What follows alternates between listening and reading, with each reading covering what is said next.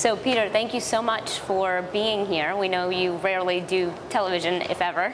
So this is a great opportunity to talk to you about deal making. And Carlyle in particular has been very active in the last 12 months, putting about $17 billion worth of deals, executing on that amount.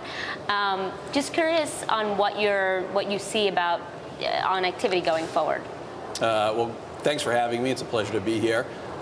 Certainly the past 12 months were a great time for us to do new deals. We had a great combination of factors in late 2010, early 2011, when you had earnings still at relatively low levels, debt markets open, and debt available at attractive prices, and we were able to find many great businesses that we got to invest in at reasonable prices.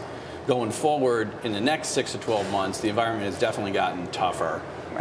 The debt markets have weakened a bit, especially for private equity borrowers. The cost of financing has gone up dramatically. Just the cost, though. I mean, is there any debt available for a buyout?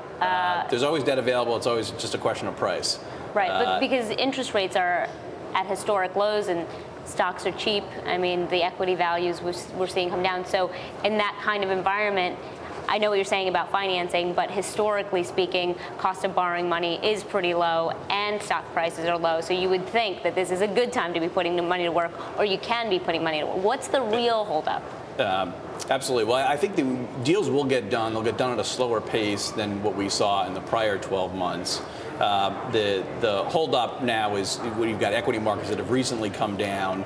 Stocks are at attractive levels in our view, but finding that meeting point between where the seller is willing to sell and the buyer is willing to buy is tougher to do in an environment where stocks just recently dropped and the cost of debt has gone up significantly. But new deals will get done, and I do think it will be attractive environment for new investments. We're just going to get fewer of them done. Now, you have a very strong background in aerospace and defense.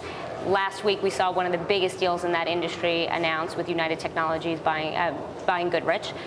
Just wondering what your thoughts are on that deal. Who's the winner and the loser there?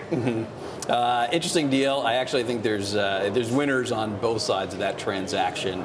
For Goodrich, it's a great price for their shareholders. I think the CEO there, Marshall Larsen, did a great job building that business up over the last 10 years, and they've really developed some strong technology, and their shareholders were rewarded for that.